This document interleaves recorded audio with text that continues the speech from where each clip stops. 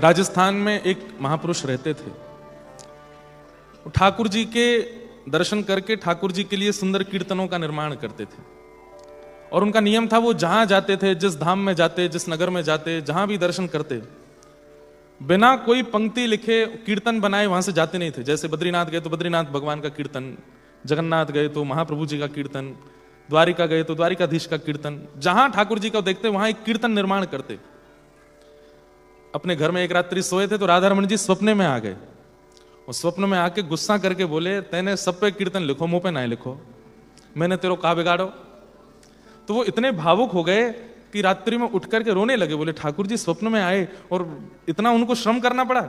आधी रात ही वृंदावन गए और श्री राधा रमन लाल जी की जैसे आंगन में पहुंचे, ठाकुर जी का दर्शन करके वहां उन्होंने ये कीर्तन तुरंत ठाकुर जी को देखते हुए गाया।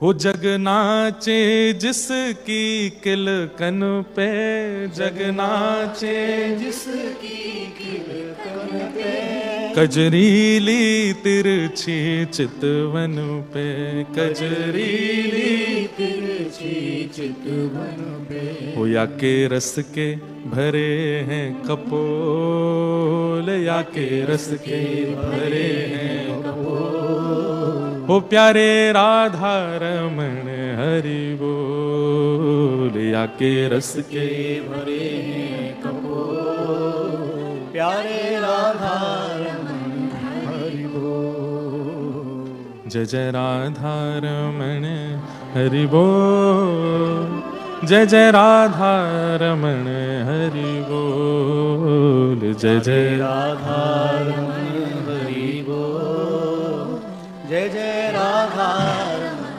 हरि बोल। श्री वृंदावन बिहारी लाल की, श्री राधा रमण लाल की, श्री राधा वल्लभ लाल की, 84 कोस ब्रजमंडल धाम की, गिरिराज धरण की, श्याम सुंदर श्री यमुने महारानी की, सब संतन की, सब भक्तन की, सब विप्रन की, जगन्नाथ महाप्रभु की, बलभद्र सुभद्रा महारानी की, चक्र सुदर्शन भगवान की, रथ यात्रा महोत्सव की, जय जय श्री नमः पार्वती पतये हर हर महादेव।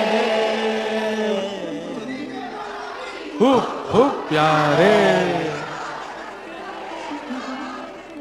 ठाकुर जी की बड़ी जय हो।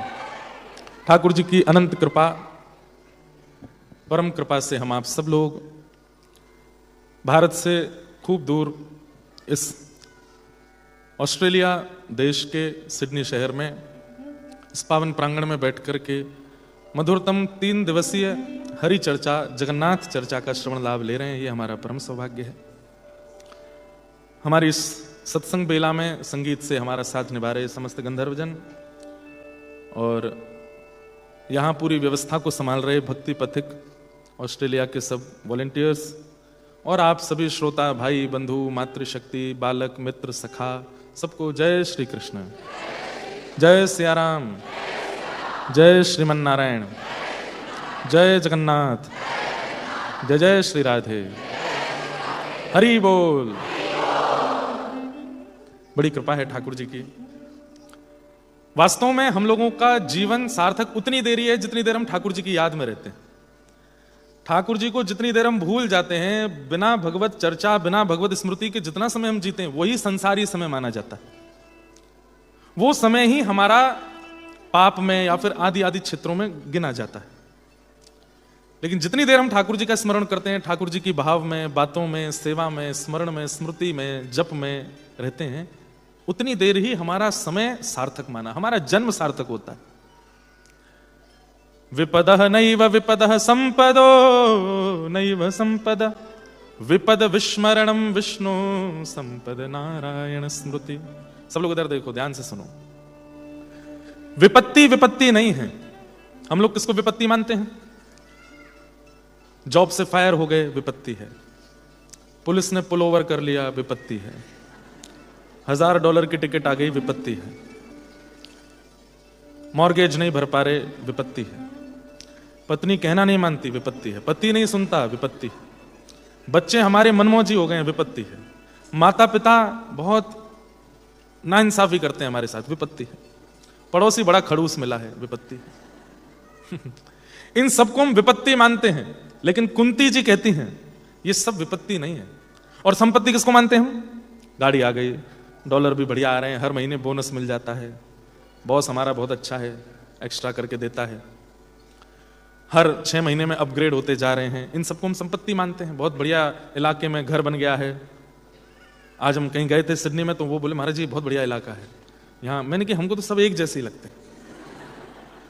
भारत में तो भी कहीं पर ये कहा जा सकता है कि ये वहां से थोड़ा चौड़ा है, ये वहां से थोड़ा पतला है, यहाँ की हवा थोड़ी जो है ऐसी है, यहाँ के पर यहाँ तो सब एक जैसे ही लगते हैं, कोई अंतर नहीं, एक जैसे पेड़ हैं, एक जैसे। कभी कभी बुरा नहीं मानना, हमको आर्टिफिशियल जैसा लगने लगता है कि जैसे आर्टिफिशियल कोई चीज होती है ना, वो एक जैसी होती है सब। कभी कभी लगता है कि पता नहीं क्या सब्जी वब्जी खाओ, एक कोई स्वाद ही नहीं है। खीरा टमाटर बिल्कुल बेस्वाद बेरस, आटे में भी स्वाद नहीं आता। जो यहां पर वो आए ना, उनको ट्रांसलेट करके मत बताना, जो एमपी आए हैं,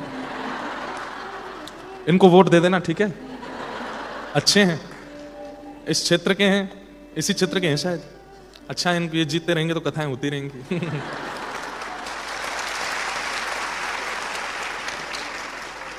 आई am asking to cast vote for you. हमारे यहां बोलते हैं स्टार प्रचारक। भारत में तो किसी का किया नहीं, यहां करने आ गए। तो अच्छा है, इनको वोट देते रहना ताकि हम लोगों को आने जाने में दिक्कत ना हो। आप लोगों को कथा सुनाने वृंदावन, आप वृंदावन नहीं जा पाते, वृंदावन आपके लिए आ जाता है ना यहाँ पे। तो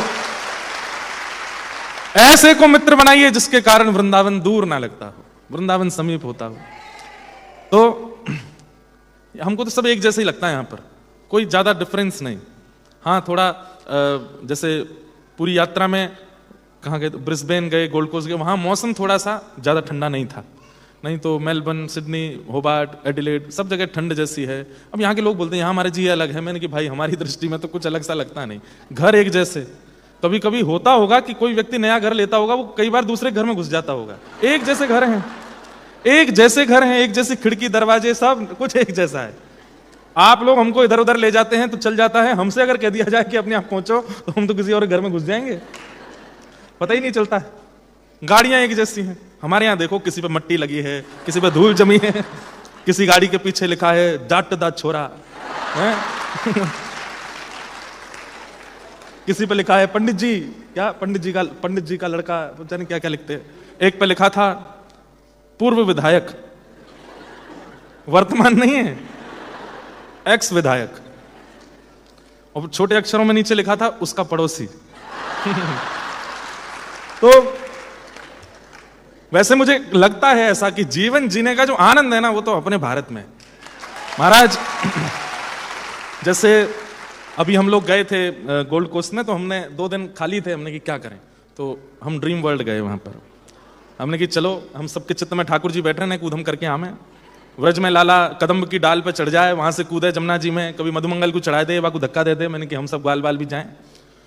तो जब वहां गए तो रोलर कोस्टर है, और एक तो बड़ा खतरनाक झूला था, ऐसा चक्र जैसा था, वो ऐसे घूमता है ऐसे, उसमें बैठ जाओ, कभी उल्टे हो जाओ नीचे।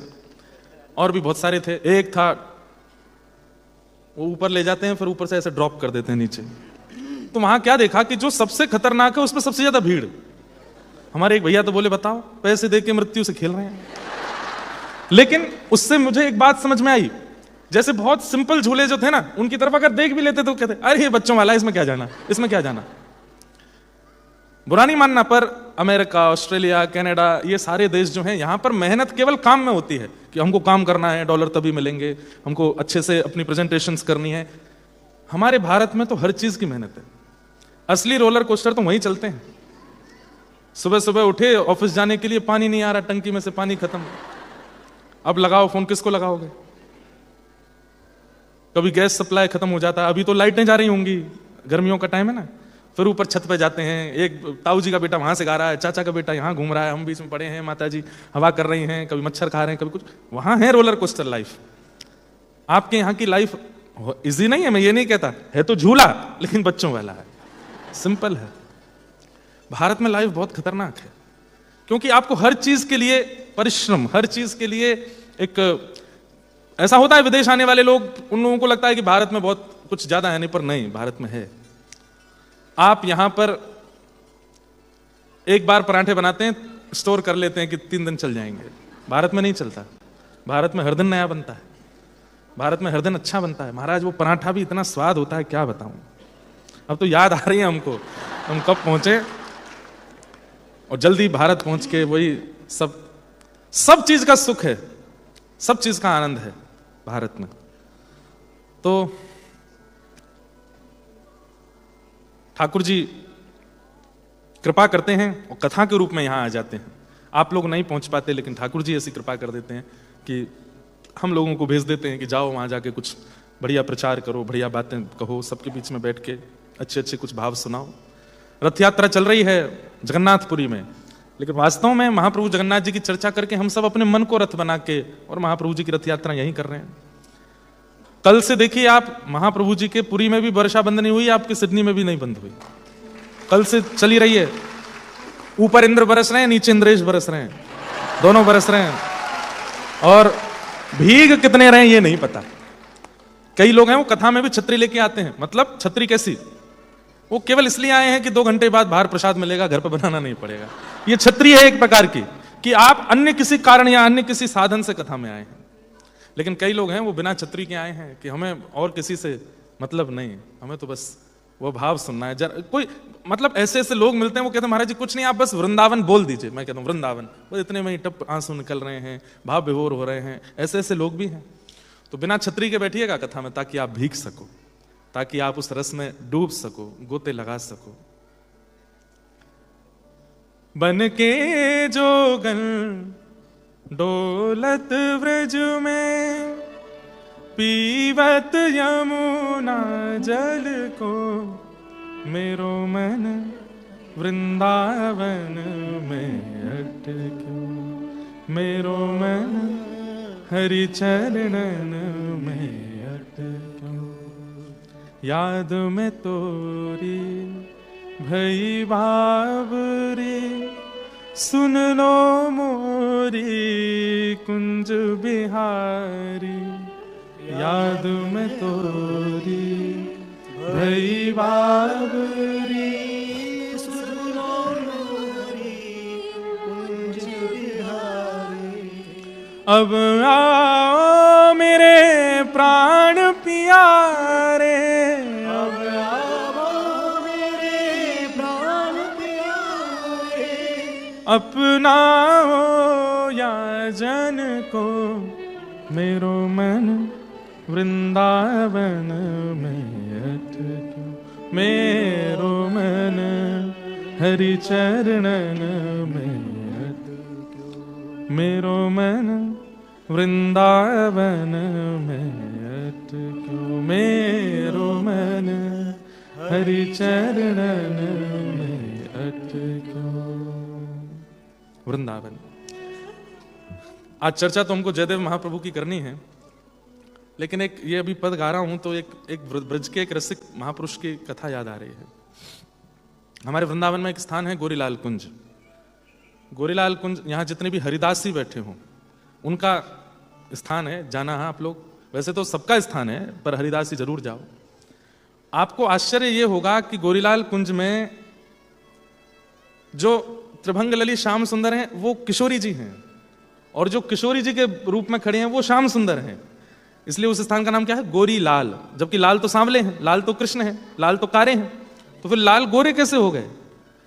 तो वहां भेष बदला हुआ है। किशोरी जी ठाकुर जी के रूप में हैं और ठाकुर जी श्री जी के रूप में, इसलिए उस स्थान का नाम है गोरीलाल कुंज। वहां के एक रसिक हुए, उनका एक बहुत प्रसिद्ध पद मैं गाता हूं कथा में।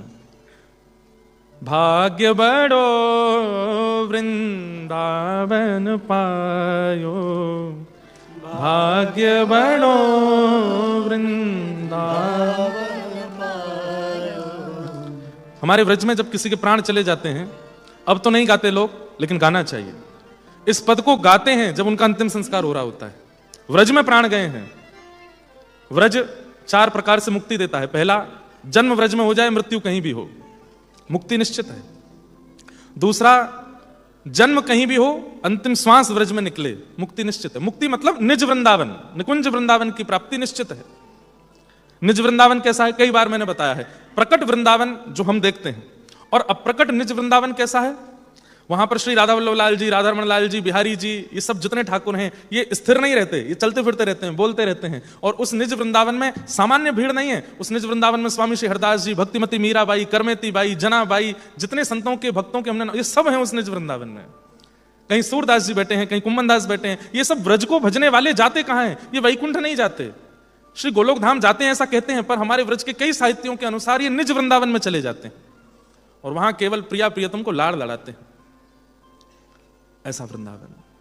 भाग्य बड़ो वृंदावन पायो, भाग्य बड़ो वृंदावन पायो, बहुतक दिन या रस बिन बीते, बहुतक दिन या रस बिन बीते, सखी समाज मिलायो, हाँ सखी समाज मिलायो, भाग्य बड़ो वृंदावन पायो, भाग्य बड़ो वृंदावन पायो।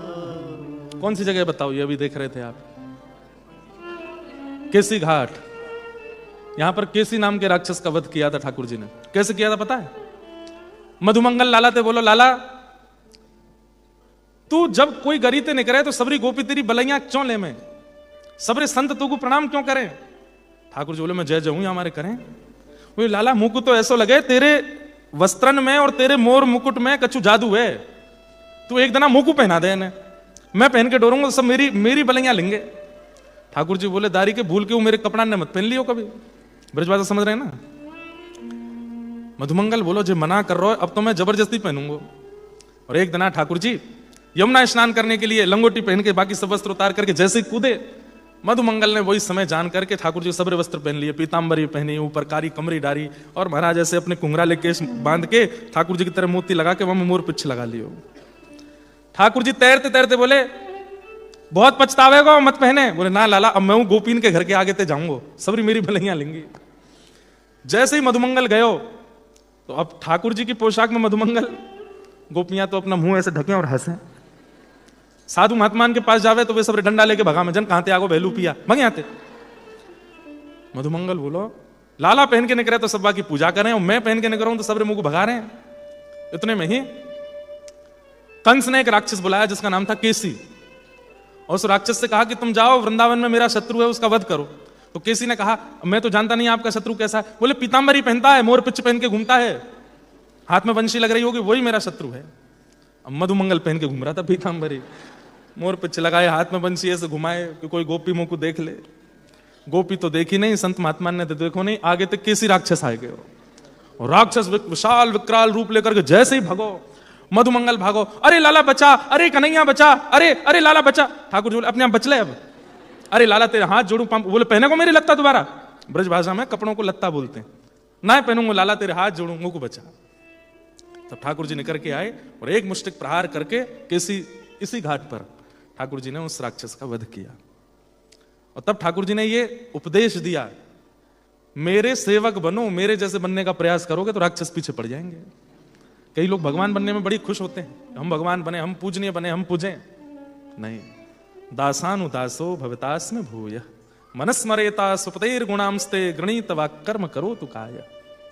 तो व्रज के एक महापुरुष हैं, उनकी थोड़ी लीला सुना के फिर जयदेव महाप्रभु का प्रसंग सुनाऊंगा।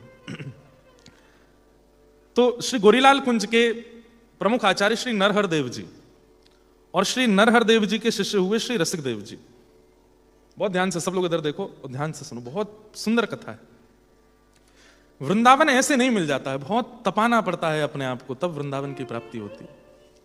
जिन लोगों को केवल 2 घंटा सत्संग सुनने में सुख मिलता है और फिर ऑस्ट्रेलिया में रहने में भी अच्छा लगता है, यहां से जाने की, वो लोगों के लिए ये प्रसंग वैसे नहीं है। पर जो तड़प रहे हैं वृंदावन के लिए वो जरूर सुनो, वृंदावन के लिए तपना तो पड़ता है। तो नरहर देव जी के शिष्य थे श्री रसिक देव जी।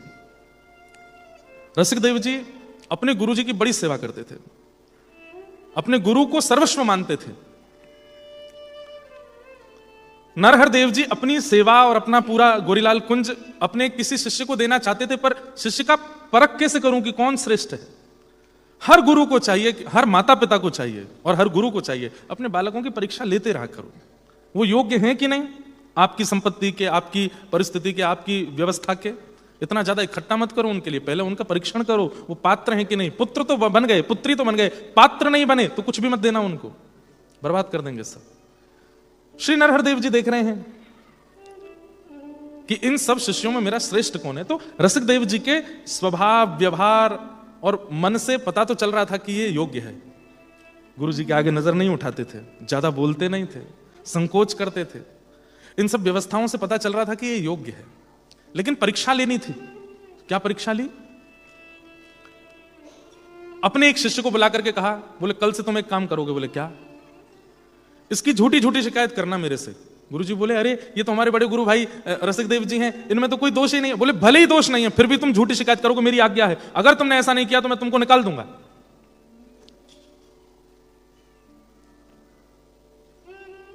अगले दिन उस गुरु भाई ने गुरु जी के पास, गुरु जी आप रसिक देव जी को समझा दीजिए।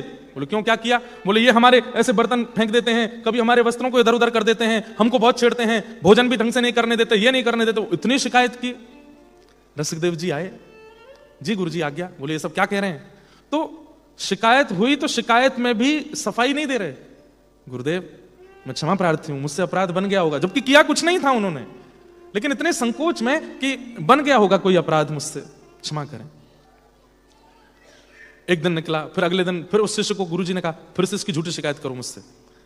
फिर से उसने जाके झूठी झूठी कहा ऐसे ऐसे करते हैं रसिक देव जी, देखो ऐसे कर रहे हैं, ऐसे कर रहे हैं। फिर गुरुजी ने बुलाया, रसिक देव तुम नहीं सुधरोगे, गुरुजी क्षमा कर दें, आगे से नहीं होगा। गुरु भाई की भी क्षमा मांग ली। अब उन गुरु भाइयों को बड़ी दिक्कत होती थी। आप सबसे प्रार्थना बहुत ध्यान से, और आगे वाले भाव उठे नहीं, बस इतना प्रार्थना है हमारी।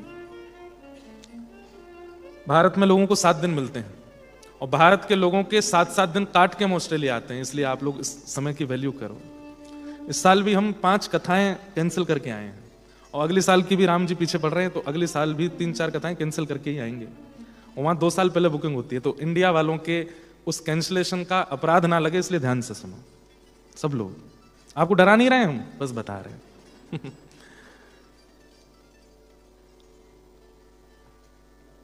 क्योंकि ऐसे प्रसंग मेरे को फिर याद आते नहीं बार बार। रसिक देव जी पर तीसरी बार झूठा इल्जाम लगाया सब गुरु भाइयों ने। गुरुदेव ने कहा रसिक देव तुम नहीं मानोगे, गुरुदेव मैं करता तो नहीं हूं कुछ भी, लेकिन पता नहीं कैसे मुझसे अपराध बन जाता है। बोले सुनो, बोले हाँ हम तुम्हारी ये सारे उद्दंड देखने के लिए आश्रम नहीं खोला है, ये सारे शिष्यों को तुम परेशान करते हो, हमारी आज्ञा है। बोले क्या? हम दंड देते हैं, आश्रम छोड़ के चले जाओ। तो जो शिष्य शिकायत कर रहा था वो रोने लगा गुरुदेव के चरणों में और धीमे से बोला गुरुजी ये तो मैंने आपके कहने पर शिकायत की, इन्होंने कुछ किया थोड़ी था, गुरु भाई को इतना बड़ा दंड मत दीजिए, तो तू शांत हो जा, मेरी आज्ञा है, आश्रम छोड़ के चले जाओ। रसिक देव जी बोले गुरुदेव मेरे नेत्रों को आपको देख के सुख मिलता है, आपकी वाणी सुन के मेरे कानों को सुख मिलता है, आपके प्रसाद के बाद उच्छिष्ट बचना मेरा पाना, उससे मेरा पेट भरता है, मैं कहां जाऊंगा, अनाथ हूं नाथ, आपके अलावा कोई नहीं है मेरा। अच्छा अपने गुरुदेव से झुरे लड़ाता है, निकल जा बाहर। रसिक देव जी, सब गुरु भाई रो रहे हैं और श्री रसिक देव जी छोड़ करके चले गए आश्रम। पूरे आश्रम में गुरु शिष्यों में शोक का माहौल हो गया कि उन्होंने तो कुछ किया ही नहीं था, गुरुजी की आज्ञा से हम शिकायत करते थे और गुरुजी ने ऐसा दंड दिया। रसिक देव जी बेचारे यमुना तट पर रहते हैं, रोते रहते हैं कि पता नहीं क्या अपराध बन गया, हे यमुना जी, हे रजरानी, हे श्री वृंदावन, मेरे गुरुदेव बहुत नाराज हैं मुझसे, आप कृपा कीजिए ना कि मैं उनके योग्य बन जाऊं। वे योग्य हैं पर फिर भी रोते हैं। बाकी के जो गुरु भाई थे वो कभी कभी छुपके से मिलने जाते थे, पूछते थे गुरुदेव का क्रोध शांत हुआ? नहीं, आज भी आपका नाम कोई बोल दे तो लाल हो जाता है उनका चेहरा। तब अपने एक गुरु भाई से बोले मुझे गुरुदेव के बिना रहा नहीं जाता, जब मैं आश्रम में रहता था तो मेरे पास सेवा थी, मैं रोज उनके वस्त्र धोता था, कुछ करके ऐसा बन सकती है योजना कि वो वस्त्र रोज यहां आ जाए करें, मैं धो दिया करूं। उनको ना पता चले कि मैंने धोए। तो एक शिष्य बोला मैं कुछ करता हूं गुरु भाई। तो गुरुजी सुबह सुबह नरहरदेव जी जब स्नान करते तो जिस बालक के पास वस्त्र धोने की सेवा थी वो वस्त्र लेके जाता और अगले दिन देने हैं गुरु जी को, सीधा जमुना जी, और गुरु भाई रसिक देव जी को देता। रसिक देव जी उन वस्त्रों को पहले प्रणाम करते, वंदन करते, माथे से लगाते, फिर उनको धो के सुखा करके उन पर इत्र लगा के व्यवस्थित करके बहुत सुंदर सजा के शाम को अपने गुरु भाई को दे देते। अगले दिन वो गुरु जी को मिलते तो गुरु जी वस्त्र देख के बोलते वाह बहुत बढ़िया सेवा करते हो तुम, ऐसी सुगंधी वस्त्रों में से आ रही है, इत्र लगा के इतना बढ़िया सब कुछ कलप वलप लगा के। एक दिन, 2 दिन, 10 दिन, 12 दिन, 15 दिन, गुरुदेव के चित्त में सात्विक भाव प्रकट होने लगे। गुरुदेव समझ गए कि इनमें से किसी में इतनी सामर्थ्य नहीं है कि मेरे वस्त्रों को स्पर्श करे और मुझ में सात्विक भाव आवे। कहीं ऐसा तो नहीं है रसिक देव मेरी सेवा करता हो।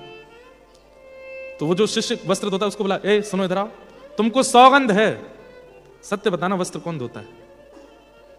गुरुदेव मैं ही तो। बोले मैं सत्य जानता हूं और तुमको पता है कि दंड देता हूं, तो मैं क्या दंड दूंगा? सत्य बताओगे तो बच जाओगे और झूठ बोला तो फिर रसिक देव की तरह तुमको भी बाहर कर दूंगा। गुरु भाई रसिक देव जी ही धोते हैं, मैं नहीं धोता। गुरुदेव ने कहा उसको वस्त्र देने की हिम्मत कैसे हुई? जब मैंने आश्रम से निकाल दिया तो तुम उसको वस्त्र क्यों देते हो? वे कह रहे थे कि वो रह नहीं पा रहे आपकी सेवा के बिना। सुनो, उसको जाकर के कह दो गुरुदेव की आज्ञा है वृंदावन छोड़ के चला जाए। शिष्य रोने लगे, गुरुदेव आप इतने निष्ठुर क्यों हो रहे हैं? उन्होंने तो कुछ किया ही नहीं है। बोले मेरी आज्ञा मानो, बस उसको कह दो वृंदावन छोड़ के चला जाए। आज वही शिष्य जब आया तो रसिक देव जी बोले, गुरु भाई वस्त्र धोना, मैं प्रणाम कर लूं गुरुदेव को। रसिक देव जी, आज गुरुदेव को सत्य पता चल गया कि आप वस्त्र धोते हैं और उन्होंने वस्त्र देने से मना किया और आपको एक और दंड दे दिया। बोले क्या? गुरुदेव ने कहा है कि वृंदावन छोड़ दो। अब तो रसिक देव जी पछाड़ खा के गिरे। बोले मैं गुरुदेव के बिना ही मेरे प्राण सूख रहे थे, एक वृंदावन ही तो था, ये यमुना जी रजरानी वृंदावन की सघन कुंज ही तो थी जिनको देख के मैं जी रहा था। गुरुदेव ने कह दिया इसको भी छोड़ दूं। गुरु आज्ञा मान करके वृंदावन से चले गए और मथुरा में रहने लगे। रसिक देव जी का व्यवहार, स्वभाव और उनकी पदरचनाएं इतनी सुंदर थी कि अनेक वैष्णव उनका दर्शन करने जाते थे। अब जाते थे तो कोई दक्षिणा चढ़ाता, कोई कुछ देता। रसिक देव जी को इतनी व्याकुलता होती अपने गुरुदेव की याद में, तो उन्होंने क्या किया, जो लोग चढ़ावा चढ़ाते थे चरणों में वो सब इकट्ठा करते थे और एक सेठ को बोलते थे कि तुम गोरीलाल कुंज जाते हो, ये सारा चढ़ावा मेरे गुरुदेव को दे दिया करो, अपना बता के मेरा नहीं बताना, नहीं तो वो नाराज होंगे। अब वो सेठ जी हर महीने जाते और खूब बड़ी सेवा गोरीलाल कुंज में करते थे। तो गुरुदेव जी बोले, नरदेव जी भाई बहुत अच्छा है, तुम तो आजकल बड़ी सेवा कर रहे हो। बोले गुरुदेव सब आपकी कृपा है। 1 महीना, 2 महीना, 3 महीना, 6 महीने हो गए तो गुरुदेव एक दिन बोले फिर से सात्विक भाव आ रहे हैं। सात्विक भाव समझते हैं? किसी में दोष ना देखना, आलस्य ना होना, ठाकुर जी की सेवा में प्रमाद ना होना, जितनी निद्रा की आवश्यकता, जितनी भोजन की आवश्यकता, जितनी बोलने की आवश्यकता उतना ही सब करना, बहुत व्यवस्थित रहना और प्रसन्न रहना, ये सात्विक भाव है। और जहां देखें वहां ठाकुर जी का अनुभव होना, हर परिस्थिति को सकारात्मक रूप से स्वीकार करना, कहीं भी नेगेटिविटी नहीं, इसको सात्विक भाव कहते हैं। नित्य प्रसाद पाने वाला, वैष्णव संग करने वाला, उसके अंदर ये भाव आने लगते हैं। गुरुजी बोले, ए सेठ इधर आओ। मैंने बहुत सेठ देखे, 1 महीना, 2 महीना, 3 महीना सब सेवा करते हैं, 4थे महीने से सब सेवा में कटौती होने लगती है। 6 महीने हो गए तेरी सेवा बढ़ती जा रही है, सत्य बताइए सेवा कौन कर रहा है? सेठ जी बोले, गुरुदेव नाराज मत होना, आपके शिष्य श्री रसिक देव जी है ना, वही सेवा मेरे हाथ भिजवाते हैं। बोले उस दुष्ट को शर्म नहीं आती? मैंने आश्रम से निकाल दिया तब भी नहीं माना, वृंदावन से निकाल दिया तब भी नहीं माना, अब मथुरा से भी कहीं ना कहीं से दृष्टि डाले बैठा आश्रम पर, उसको मेरी आज्ञा दे दो, मैं दंड देता हूं, व्रत 84 कोस छोड़ के चला जाए। सारे शिष्य रो रहे हैं, गुरुदेव को कह रहे हैं, गुरुदेव ऐसा कुछ नहीं किया उन्होंने जो आप इतना दंड दे रहे हो। बोले तुम लोग बोलोगे तो तुमको भी भगा दूंगा। आज वो सेठ जी गए तो रसिक देव जी, गुरुजी प्रसन्न थे, बोले मुझे क्षमा करें, उन्हें पता चल गया आपकी सेवा का और उन्होंने आज्ञा दी कि आप व्रज छोड़ के चले जाओ। कैसे जाएं? जिस व्रज से प्राण बचते हैं, जिस वृंदावन में प्राण बचते हैं, जिन गुरुदेव में प्राण, सब तो छिन गया मेरा। ऐसा मैंने क्या कर दिया कि जो मुझे व्रज से बाहर भगाया जा रहा है? कई लोग ये प्रश्न करते हैं, महाराज जी हमने कुछ किया था जो हमको ऑस्ट्रेलिया आना पड़ा। कई लोग ऐसा पूछते हैं, ये कोई अपराध तो नहीं था?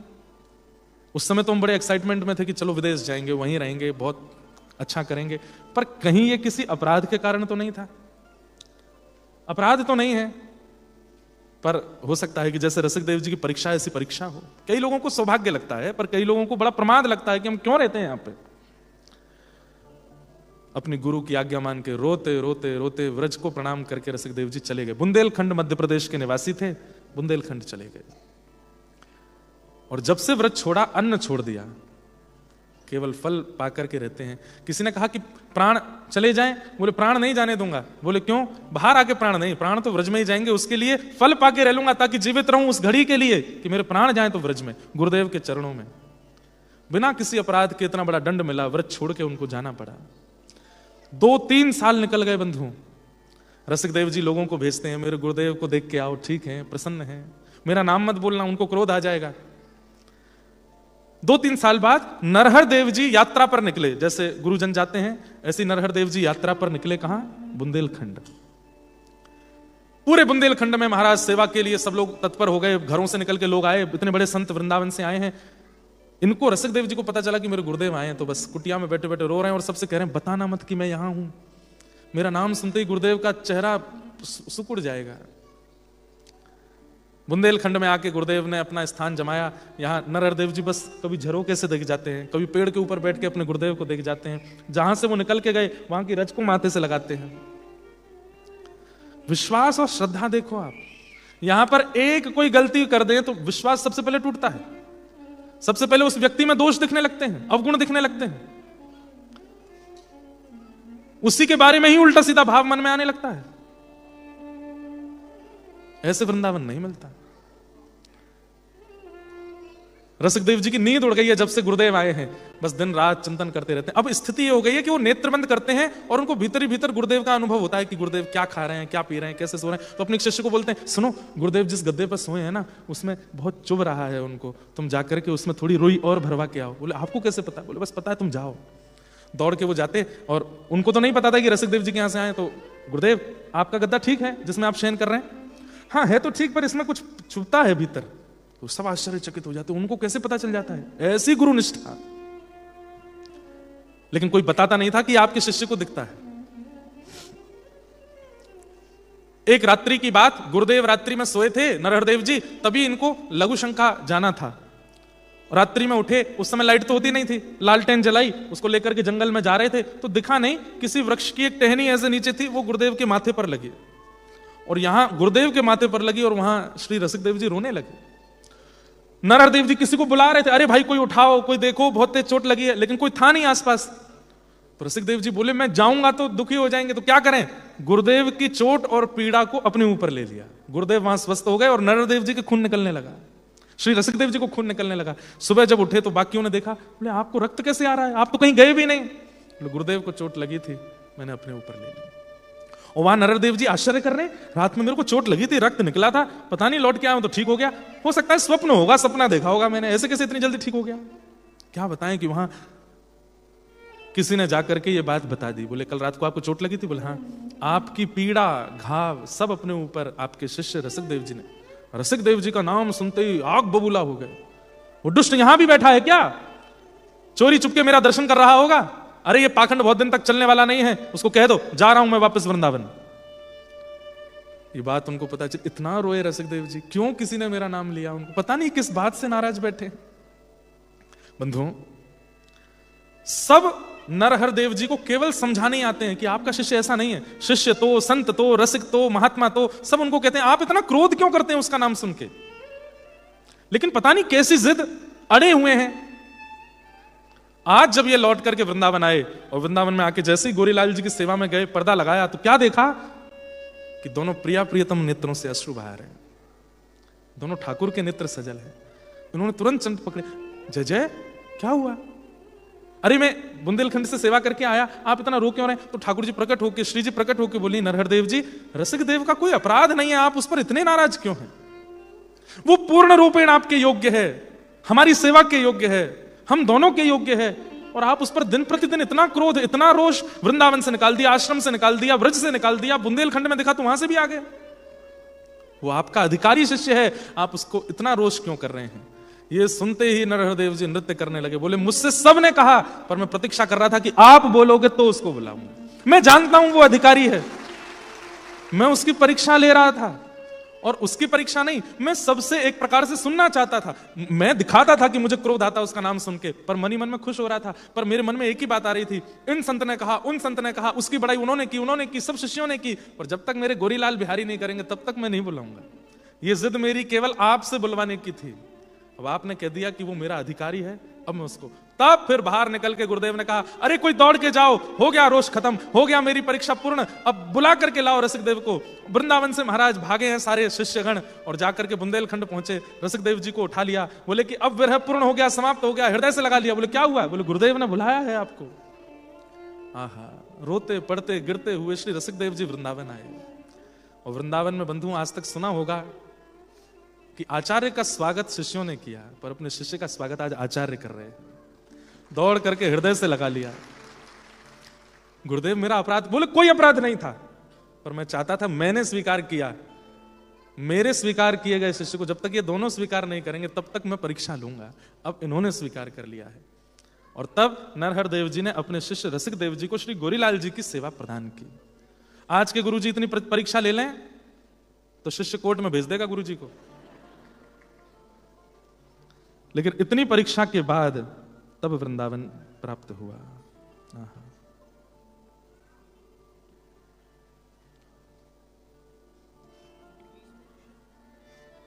बहुत अच्छे अच्छे पद हैं रसिक देव जी के। एक मान का पद सुना है, थोड़ा खिलता हुआ राग लो। मान समझते हैं?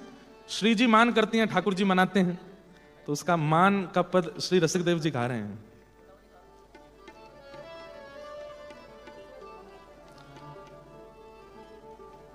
अरी मान न कीजे रसीले श्याम सो, अरी मान न कीजे रसीले श्याम, अरी मान न कीजे रसीले श्याम सो।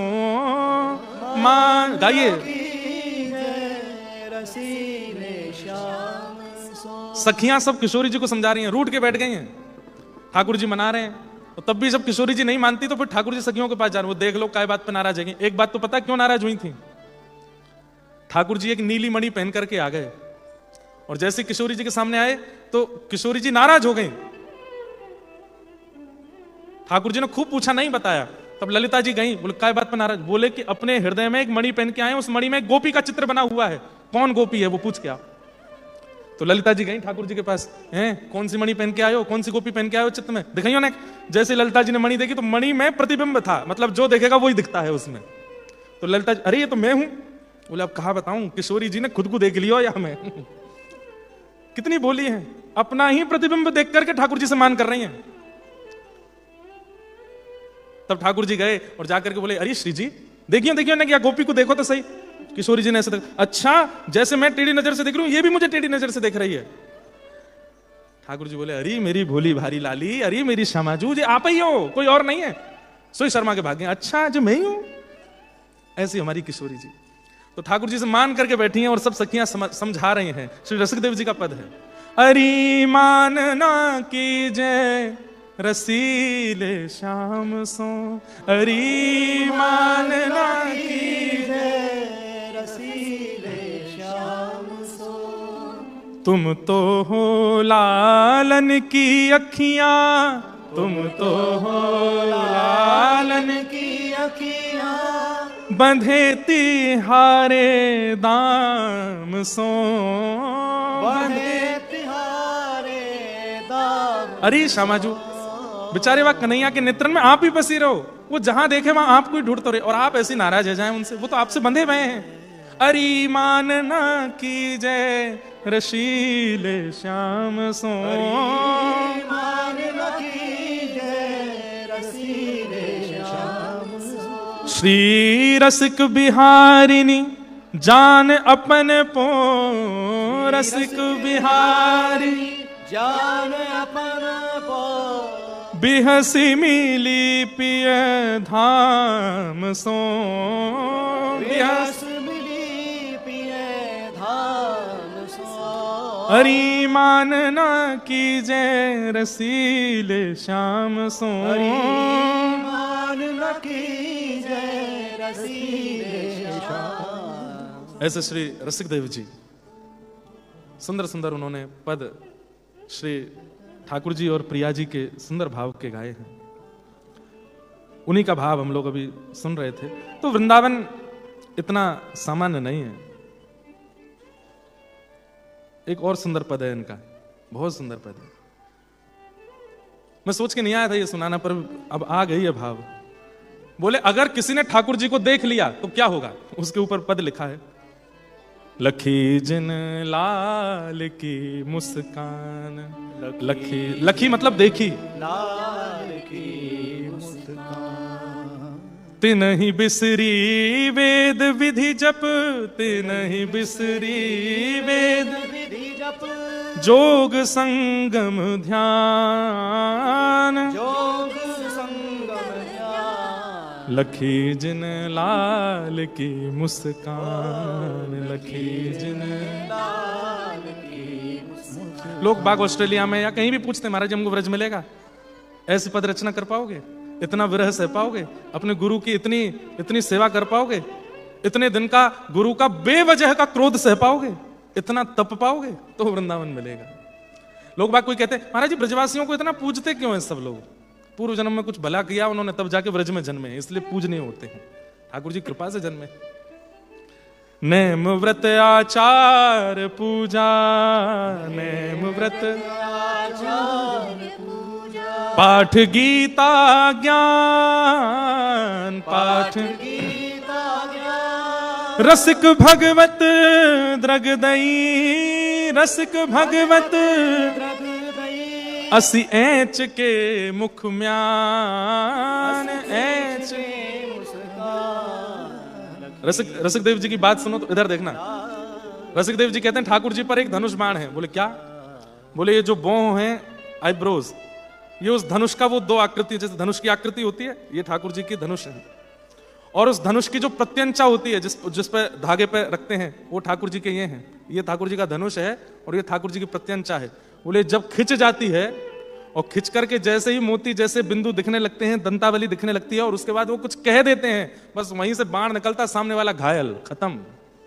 रसिक भगवत द्रगदई असि ऐंच के मुख म्यान, लखी जिन लाल की मुस्कान, लखी जिन लाल की मुस्कान, हाँ लखी जिन लाल की मुस्कान, लाल की मुस्कान। ऐसे ठाकुर जी, ऐसे हमारे श्याम सुंदर। अरे वृषभानु की लली, सांवरियों से नेहरा लगाए के चली। अरे वृषभानु की लली, सांवरिया सोनेहरा लगाए के चली। अरे वृषभानु की लली, सांवरियों से नेहरा लगाए के चली। वृषभानु की लली, सांवरिया सोनेहरा लगाए के चली। अयो रे अहीर के तो हमरी गली, अयो रे अहीर के तू हमरी गली। अरे चंदन छिड़कूं लाला तेरी पगड़ी, चंदन छिड़कूं लाला तेरी पगड़ी। हे वृषभानु की लली, सांवरियों से नेहरा लगाए के चली। वृषभानु की लली, सांवरिया सोनेहरा लगाए के चली। अरे वृषभानु की लली, सांवरियों से नेहरा लगाए के चली। वृषभानु की लली, सांवरिया सोनेहरा लगाए के चली। बोलो वृषभानु दुलारी की।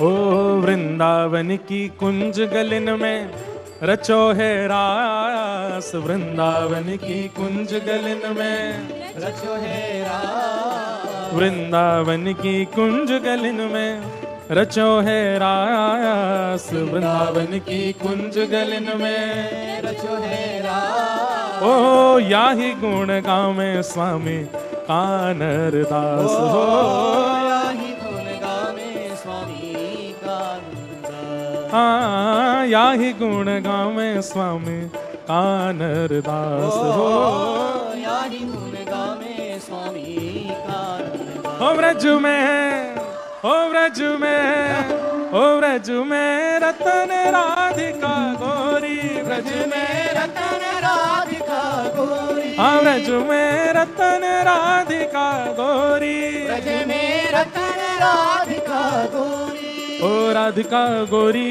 राधिका भोरी, राधिका गोरी, राधिका गोरी, राधिका गोरी, राधिका भोरी, राधिका गोरी, राधिका गोरी। ओ व्रज में, ओ व्रज में, ओ व्रज में रतन राधिका गोरी, ब्रज में रतन राधिका गोरी, व्रज में रतन राधिका गोरी, ब्रज में रतन राधिका गोरी। ओ हरिलीनी वृषभानु भवन ते, हरिणी वृषभानु भवन दे, हरिलीनी वृषभानु भवन ते, हरिणी वृषभानु भवन ओ वृषभानु भवन ते, भानु भवन दे, वृषभानु भवन ते, भानु भवन दे, हरिलीनी वृषभानु भवन ते, हरिणी वृषभानु भवन दे।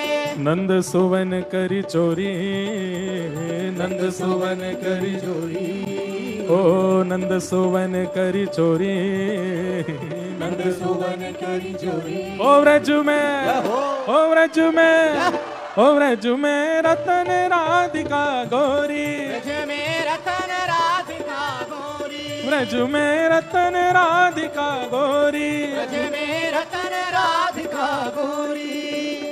कृष्णदास प्रभु गिरधर नागर, कृष्णदास प्रभु गिरधर नागर, कृष्णदास प्रभु गिरधर नागर, कृष्णदास प्रभु गिरधर हे नागर, प्रभु गिरधर नागर, गिरधर नागर, प्रभु गिरधर नागर, गिरधर नागर, कृष्णदास प्रभु गिरधर नागर, कृष्णदास प्रभु गिरधर नागर। नागरी नवल किशोरी, नागरी नवल किशोरी, नागरी नवल किशोरी, नागरी नवल किशोरी। ओ व्रज में, ओ व्रज में, ओ व्रज में रतन राधिका गोरी, ब्रज में रतन राधिका गोरी, व्रज में रतन राधिका गोरी, ब्रज में रतन राधिका गोरी। हे राधिका गोरी, राधिका भोरी, राधिका गोरी, राधिका गोरी, राधिका गोरी, राधिका भोरी, राधिका गोरी, राधिका गोरी। ओ व्रज में, ओ व्रज में, ओ व्रज में रतन राधिका गोरी, ब्रज में रतन राधिका गोरी, ओ व्रज में रतन राधिका गोरी, ब्रज में रतन राधिका गोरी, हाँ व्रज में रतन राधिका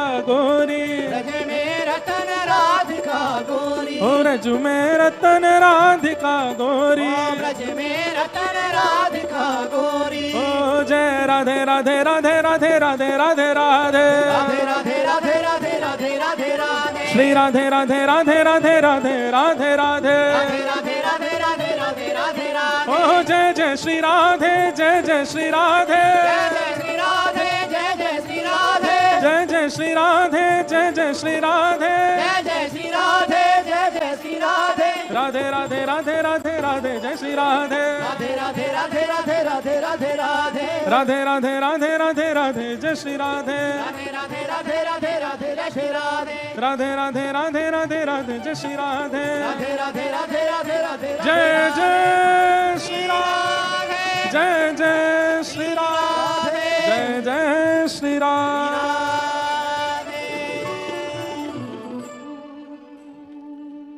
राधे। हरिलीनी वृषभानुभवन ते, हरिलीनी वृषभानुभवन ते, नंद सुवन करी चोरी, नंद सुवन करी चोरी।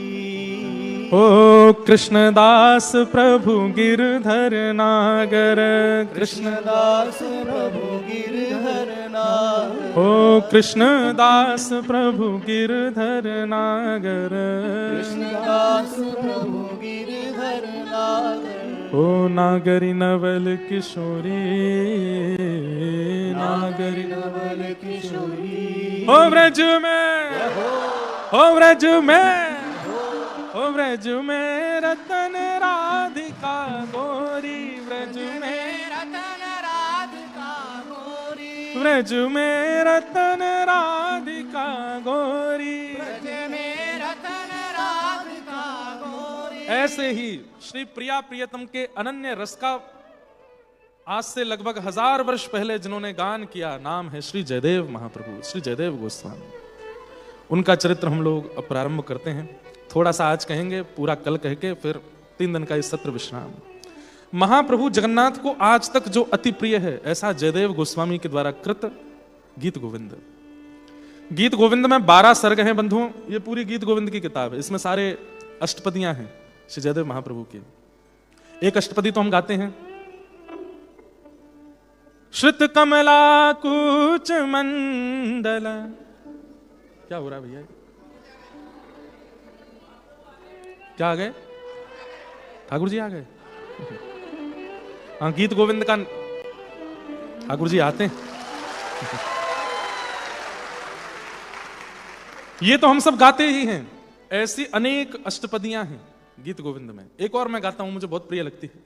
धीर समीरे यमुना तीरे, बसते बने बनमाली। धीर समीरे यमुना तीरे, वसती बने बनमाली। गोपी पिन पयोधर मर्दन, गोपी पिन पयोधर मर्दन, चंचल कर युगशाली। धीर कर युगशाली। हे धीर समीरे यमुना तीरे, बसती बने बनमाली। धीर समीरे यमुना तीरे, वसती बने बनमाली। इतना प्रिय है महाप्रभु जगन्नाथ जी को। अगर महाप्रभु जगन्नाथ जी की रथ यात्रा चल रही है और आप गीत गोविंद सुनाने लग जाओ उनको, तो चलते चलते रुक जाएंगे ठाकुर जी। इतना प्रिय है ठाकुर जी को। इसलिए मैंने कई लोगों से निवेदन किया है कि जब आपके पास में समय हो तभी गीत गोविंद गाइए, सामने आसन लगा के गाइए। गाड़ी बहुत तेज रफ्तार में चल रही हो तब मत गाइए, धीमी गति में हो, गाड़ी में जगह हो तो ही गाओ। क्यों? ठाकुर जी आते हैं सुनने।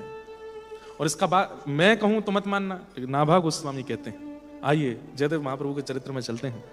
जयदेव कवि नृप चक्कवे, खंड मंडलेश्वर आन कवि। प्रचुर भयो तिहु लोक गीत गोविंद उजागर। कोक काव्य नव रस सरस श्रृंगार को सागर। अष्टपदी अभ्यास करे, जो नित्य अष्टपदी का गान करता, मतलब गीत गोविंद का। अष्टपदी मतलब 8 श्लोक हैं एक सर्ग में। अष्टपदी अभ्यास करे तिहि बुद्धि बढ़ावे, उसकी बुद्धि तीव्र होती है। और अगली पंक्ति सुन के बोल के मेरे रोंगटे खड़े होते हैं। क्या? अष्टपदी अभ्यास करे तिहि बुद्धि बढ़ावे। श्री राधा रमण प्रसन्न सुनन निश्चित तहाँ आवे। जब कोई अष्टपदी का गान करता है तो ठाकुर जी निश्चित आते हैं, यहां पर सुनने आते हैं। इतना भी अगर नाभाजी कहते तो एक बार को नहीं मानते। क्या लिखा है? श्री राधा रमण प्रसन्न सुनन निश्चित तहाँ आवे। ठाकुर जी निश्चित आते हैं सुनने के लिए। अभी जयदेव महाप्रभु, वैसे तो ठाकुर जी भक्त चरित्र चल रहा है तो सुन ही रहे हैं, पर जैसे ही ये जयदेव महाप्रभु का बात आई है, गीत गोविंद गाएंगे, ठाकुर जी आ गए होंगे, बैठ गए होंगे, कहीं अपना स्थान लेके बैठे होंगे। और आप लोगों की तरह नहीं ऐसे थोड़ी पर हाथ लगा के सुन रहे होंगे पूरा। इतना प्रिय है ठाकुर जी को। श्री राधा रमण प्रसन्न शब्द देखा कीजिए। प्रसन्न चित्त होकर के आते हैं। ऐसे नहीं कि भाई जबरदस्ती मुझको बुला लिया भारत से इतनी दूर। ठाकुर जी को तो पूरा ब्रह्मांड है, वो तो कहीं भी पहुंच जाते हैं। श्री राधा रमण प्रसन्न सुनन निश्चित तह आवे, संत सरोरुह खंड को पद्मापति सुख जनक रवि, जय देव कवि नृवचक्कवे खंड मंडलेश्वर आन कवि। श्री जयदेव जिनको कविराज कहा गया, क्या कहा गया? कविराज। इतने सुंदर संस्कृत के कवि उस समय पर और कोई नहीं हुए जैसे जयदेव महाप्रभु। तो जयदेव महाप्रभु, इनके माताजी का नाम था श्री बामा देवी और पिताजी थे श्री भोजदेव।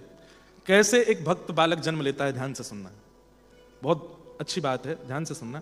जिनके वंश में आने वाले हैं वो थोड़ा सतर्क रहना। भक्त बालक माता पिता के प्रयास से ही आते हैं, लेकिन कैसा प्रयास? संत जन रसिक जन कहते हैं कि दिव्य आत्माएं आकाश में घूमती रहती हैं और वो ढूंढती हैं कि ऐसा कौन सा घर है, ऐसे कौन से माता पिता हैं जहां हम जन्म लें और हम जन्म लेकर के कुछ अद्भुत कर सके। लेकिन जब उन्हें पता चलता है कि ना तो माताजी शुद्ध है ना पिताजी शुद्ध हैं, दोनों के विचार व्यवहार बुद्धि सब बिल्कुल दूषित है, ऐसे घर में फिर बालक जन्म लेते हैं जो बड़े होकर के लड़के और लड़की बनते हैं। लड़के लड़की कौन? जिनका नाम ही है लड़के आए हैं अभी और लड़ने जा रहे हैं। लेकिन दिव्य, जब एक भी दोनों में से दिव्य होगा ना यदि, तो उस घर में भक्त ही आते हैं। बामदेव जी और बामदेवी और भोजदेव, इनके कोई संतान नहीं थी, तो ये जगन्नाथ महाप्रभु का दर्शन करने गए और उन्होंने महाप्रभु जी से एक ही प्रार्थना की, हमें संतान नहीं चाहिए, आपकी सेवा कर सके और पूरे विश्व को आपके चरणों में ला सके, ऐसा एक वैष्णव बालक चाहिए। अगर हो भाग्य में तो दीजिएगा, नहीं तो कोई आपत्ति नहीं। और बस ये प्रार्थना के बाद ही श्री भोज देवी जी के यहाँ, श्री बामा देवी के यहाँ जयदेव गोस्वामी जी का, कविराज का जन्म हुआ है। बोलो जयदेव महाप्रभु की। अच्छा, आप लोग शायद इस बात को ऐसा सोचेंगे बहुत बढ़ा चढ़ा के बोल रहे हैं, लेकिन नहीं, जगन्नाथ महाप्रभु ही जयदेव रूप में आए, श्री जयदेव जी के रूप में आए। और इस बात का प्रमाण आगे मिलेगा जब आप चरित्र सुनोगे। वसंत पंचमी के दिन आपका प्राकट्य हुआ और जन्म लेने के बाद होश हवास में नहीं थे, होश संभाला भी नहीं था, माताजी भी चली गई और पिताजी भी चले, अकेले रह गए घर में। गांव के लोगों ने जैसे तैसे इनको पाल पोस के बड़ा किया। विपत्ति तो आती है भक्त के जीवन, तपाते तो हैं ठाकुर जी, बहुत तपाते हैं। कई बार लोगों को लगता होगा कि भाई ये महाराज जी बढ़िया आनंद में रहते हैं, खूब बढ़िया चकाचक, सब इनको प्रणाम करते हैं, सब जगह घूमते हैं, माला पहनते हैं, तो बहुत तपाते हैं ठाकुर जी।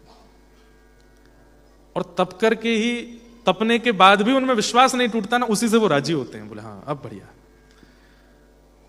5-6 वर्ष की अवस्था हो गई जयदेव गोस्वामी जी के, ना माँ है ना पिता है, कोई नहीं है संसार में। अभी मैं इससे पहले कहां कथा करके आए हम, लोगन, वहां पे मैंने किनका चरित्र सुनाया था? चंद्रहास जी का। चंद्रहास जी, इतना अद्भुत चरित्र, 2 दिन तक वहां चरित्र कहा चंद्रहास जी का, आनंद आ गया था। लोगन में आनंद तो सब जगह ही आ रहा है, पर वहां और ज्यादा आनंद आया था। बहुत सुंदर चरित्र है चंद्रहास जी का। अच्छा, लोगन वाले हैं क्या ये? तो 6 वर्ष की अवस्था हो गई, लेकिन ना तो मां है ना पिता। लेकिन श्री जयदेव गोस्वामी इस बात को बहुत चिंतन करते हैं कि संसार नश्वर है और ठाकुर जी मुझे बहुत बड़ा होकर के यदि मेरे माता पिता जाते तो मुझे बहुत कष्ट होता। उस अवस्था में माता पिता चले गए कि आज मैं इतना कष्ट में नहीं रहता हूं। ये तो कृपा की ठाकुर जी ने, जो मुझे इस नश्वर संसार का पहले ही अनुभव करा दिया। तब गांव में, जिस गांव में बंगाल में आप रहते थे, वहीं एक निरंजन ब्राह्मण रहता था, बड़ा क्रूर था वो। उसने मन में विचार किया, ये बालक अकेला इतनी बड़ी संपत्ति में रहता है, गांव के लोग बना के दे जाते हैं, गांव के लोग ही इसको संभालते हैं, क्यों ना मैं इस बालक से सब हड़प लूं। और उस निरंजन ब्राह्मण ने एक दिन क्रोध करता हुआ घर में आया और जयदेव गोस्वामी छोटे से हैं, बैठे थे, आकर के बोला, ए बालक, तेरे पिता ने मुझसे 6 साल पहले जब वो जीवित थे तब 1000 रुपया, उस समय 1000 रुपया का मतलब करोड़, आज का 1000 रुपया उधार लिया था, वो तो चले गए। मुझे लगा था कोई रिश्तेदार नातेदार आएगा देके जाएगा, कोई नहीं दे रहा है, कैसे लूं मैं, कैसे वहन करूं तेरे पिता की सारी संपत्ति का। जयदेव बोले, मेरे पास तो कुछ नहीं है, मुझे तो पता भी नहीं कि पिताजी ने कब दिए, कैसे, मैं तो बहुत छोटा था जब माता पिता चले गए। झूठा लिख करके लिया है भाई का, देख ये सन लिखा है, ये सब कुछ लिखा है, समय भी लिखा है, इस समय पर तेरे पिता ने इतना रुपया मुझसे उधार लिया था। वैष्णव का स्वभाव होता है वो विवाद में नहीं पड़ता। वैष्णव का स्वभाव है वो लेट गो करता है, छोड़ो जाने दो। और जिसको लेट गो करना नहीं आता ना, वो वैष्णव मत कहना अपने आप को। पकड़ के बैठ गए एक ही बात को, है तूने ऐसा किया, तेरे को समय पर बताऊंगा, तू ऐसा है, तू ये वैसा है, ये वैसा है, इसमें दोष उसमें दोष, ये बुरा ये अच्छा ये ऐसा। ये वैष्णव का स्वभाव नहीं है। वैष्णव बहुत शांत रहता है। तुम कर रहे हो, तुम्हारा व्यवहार है, तुम्हारा चित्त है, करो जैसा प्रसन्न हो। ये भी नहीं कि कहीं ऐसा कह दे, कोई गलत व्यवहार करे तो हाँ महाराज जी बता गए तुम वही ऐसे, मेरे को कुछ नहीं कहना, इतना भी नहीं कहता। वहां जोड़ता है, जय हो भैया, आपको रुचि लगे जो करो, प्रसन्न रहो। तजोरे मन हरि विमुखन को संग, उसके पास जाना बंद कर दीजिए, उसके पास बैठना बंद कर दीजिए, उसके बारे में सोचना बंद कर दीजिए। अरे प्राण निकल गए उसके सोचते सोचते, तो अगले जन्म में उसका बेटा बन के आना पड़ेगा, उसका भाई बंधु बन, अंते यामति सागति। अरे अपनी चिंता नहीं हो रही है, उसी की चिंता में बैठे हैं। इतना चिंतन ठाकुर जी का कर लो तो ठाकुर जी मिल जाएंगे। ये वैष्णव का स्वभाव नहीं। वैष्णव लेट गो करता है, छोड़ो जाने दो। इसने गाड़ी ठोक दी, अब यहां देखो बातें तो कई सारी निकल आएंगी। गाड़ी तो एक बालक बेचारा मेलबर्न से गाड़ी चला के आया, बोले महाराज जी पूरा इंश्योरेंस मेरे ऊपर ही आ गया है। यहां तो लड़ाई इस बात की होती है ना, ले लीजिए, कह रहा है कि चल तेरी गलती, ठीक है भैया है मेरी गलती, इंश्योरेंस देना पड़ेगा, थोड़ी और मेहनत करनी पड़ेगी, थोड़े अपनी इच्छाएं काट के इसका भरेंगे। पर वैष्णव ऐसा ही होता है, वो विवाद में नहीं पड़ता। जयदेव महाप्रभु चाहते तो पूरे गांव को इकट्ठा करके बोलते कि भाई ये ऐसा ऐसा कह रहा है, मैं क्या करूं। नहीं, उस व्यक्ति का अब आप देख लीजिए कैसे करना है, 1000 रुपया मैं कैसे दूंगा। बोले कैसे देगा, ये पूरा घर तेरा बगीचा और वो खेत ये सब मेरा होगा। हाँ ये ले लीजिए, आप ये ले लीजिए, मैं तो क्या ही करूंगा इसका। मैं तो वैसे भी सोच रहा था कि मैं अकेला ही हूं, ठाकुर जी के चरणों में जाके भजन करूं। चल यहां लिख दे, मुझे तो लिखना नहीं आता, आप लिख दीजिए, मैं अंगूठा लगा देता हूं। लिख दिया कि सारी जमीन जायदाद घर सब जयदेव ने मेरे नाम किया, और जयदेव जी का अंगूठा लगवा लिया। बोले आप राजी रहो। जयदेव जी अंगूठा लगा ही रहे थे, इतने में ही उस निरंजन ब्राह्मण की बेटी दौड़ी दौड़ी आई, पिताजी जल्दी चलिए जल्दी। बोले क्या हुआ। बोले घर में आग लग गई है। जाको राखे साइया। बंधुओं, कई माता पिता मुझसे बोलते हैं महाराज जी बच्चों को स्मार्ट होना चाहिए, बच्चों को थोड़ा चतुर होना चाहिए, संसार के लोग बहुत चतुर हैं, खेल जाएंगे उनके साथ। नहीं, बच्चों को सरल बनाओ, बच्चों का स्वभाव मधुर बनाओ। अगर संसार खेलने आएगा ना तो खिलाड़ी ठाकुर जी भी हैं, वो ऐसा खेल खेलेंगे कि सामने वाला सोचता रह जाएगा। आप उनको चतुर मत बनाइए। नहीं, थोड़ा बच्चों को स्मार्ट होना चाहिए, थोड़ा चतुर होना चाहिए, थोड़ा क्लेवर होना चाहिए, परिस्थिति लोगों को परखने जाने। एक बात बोले, भजनानंदी व्यक्ति को ऐसी दृष्टि मिलती है वो सबको पहचान जाता है कौन कितने पानी में है। पर संसारी व्यक्ति बोल देता है, भजनानंदी बोलता नहीं है। नेत्र बंद करके ठाकुर जी से कहता है इसका स्वभाव भी मधुर करना नाथ। भजन बहुत परखाऊ बना देता है, परख जाता है व्यक्ति, लेकिन परख के और फिर उसमें भेदभाव करना, यह संसारी व्यक्ति भेद नहीं करता, वैष्णव भेद नहीं करता। घर जला तो वो निरंजन ब्राह्मण नहीं पहुंच पाया, उससे पहले तो जयदेव गोस्वामी पहुंच गए वहां पर। उसकी बेटी रो रही थी, मेरे गहने रखे हैं, मेरे पिताजी क्या होगा, अब तो हम कंगाल हो जाएंगे। तो जयदेव महाप्रभु उसके घर में कूद पड़े उसकी बेटी की सामग्री निकालने। जैसे आग तो लगी थी हनुमान जी के पूंछ में, सब जल गए, लेकिन हनुमान जी को उस अग्नि ने कुछ नहीं कहा, वैष्णव। ऐसे ही जयदेव महाप्रभु के प्रवेश करते वो जहां जहां घूम के जाने लगे वहां से अग्नि शांत हो गई, और एक देखते ही देखते पूरी अग्नि समाप्त हो गई। अच्छा एक बात बोले, कोई घटना घटी और उस घटना से हम चेत गए तो समझो ये ठाकुर जी की कृपा है। लेकिन कई लोग हैं वो घटना होने के बाद भी नहीं जगते, कई लोग हैं वो घटना होने के बाद कुछ हो जाने के बाद भी नहीं सुधरते, तो समझो ठाकुर जी की दृष्टि नहीं है उस पर। जब पूरी अग्नि लगी थी और जयदेव के भीतर घुसते ही सब समाप्त हो गई, निकल के बाहर गांव पूरा खड़ा था, और जयदेव महाप्रभु वहां से सामान इकट्ठा करके लाए उसकी बेटी का, तो निरंजन ब्राह्मण समझ गया, उसने तुरंत प्रणाम किया। बोले मैंने छल किया इसलिए मुझे तुरंत दंड मिला, मैंने गलत किया इसलिए मुझे तत्क्षण दंड दिया ठाकुर जी ने। कोई 1000 रुपया नहीं दिया था आपके पिता ने मुझे, जबरदस्ती आप छोटे हो इसलिए आपकी संपत्ति हड़पने की भावना से मैंने ये सारा षड्यंत्र रचा था, मुझे क्षमा कर दो। जयदेव महाप्रभु बोले नहीं, अब आप उसी घर में रहो। आप ये सोच रहे हैं कि मेरे साथ गलत किया इसलिए आपका घर चला। बोले नहीं, जगन्नाथ महाप्रभु चाहते थे कि अब आप उस घर में रहो, इसलिए आपका घर जला, अब आप वहीं रहो। ये वैष्णव बुद्धि। आजकल के लोग इसको मूर्ख ही कहेंगे, हाँ ये कौन सी बड़ी, क्या सिखा रहे हो महाराज जी लोगों को। मैं सिखा नहीं रहा हूं, और मैं जानता भी हूं कोई सीख भी नहीं रहा है, लेकिन मेरा काम है कि मैं वैष्णवों के बारे में बताऊं तो कि वो लक्षण क्या होते हैं। जयदेव महाप्रभु ने कहा इसलिए जला है घर कि अब आप उस घर में रहिए, इसको छोड़ दीजिए। और बस पूरे गांव को प्रणाम करके नन्हे से 6-7 वर्ष की अवस्था में निकल पड़े। कहां? जगन्नाथ। उस समय महाप्रभु जी बीहड़ जंगल में रहते, तब जगन्नाथपुरी के चारों तरफ जंगल और समुद्र। महाप्रभु जी बस जा रहे हैं जगन्नाथ जी का दर्शन करने के लिए। जैसे ही पहुंचे महाप्रभु जी के सन्मुख, जयदेव महाप्रभु के आते ही, महाप्रभु जगन्नाथ के वैसे भी स्माइल फेस ही रहता है, ऐसे हंसते ही रहते हैं, अधर पर हमेशा प्रसन्नता। लेकिन जैसे ही जयदेव दर्शन के लिए मंदिर में आए, महाप्रभु जगन्नाथ झूमने लगे अपनी ब्रह्मवेदी पर, आनंदित हो गए। मेरा परम वैष्णव भक्त आया है।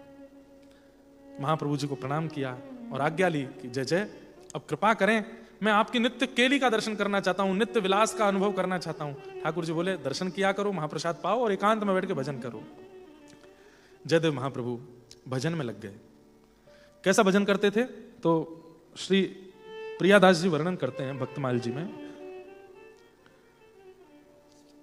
कि एक रात्रि एक वृक्ष के नीचे, एक दिन एक वृक्ष के पास ही रहते थे। जैसे इस वृक्ष के नीचे बैठ गए, अगले दिन अब वहां नहीं रहते थे, दूसरे वृक्ष के नीचे चले जाते। क्यों? कहीं इसकी छाया, इससे मिलने वाले फलों में मेरी आसक्ति ना हो जाए, इतनी आसक्ति भी मुझ में ना रहे, दूसरे वृक्ष के पास चले जाते, वहां जाकर के बैठते।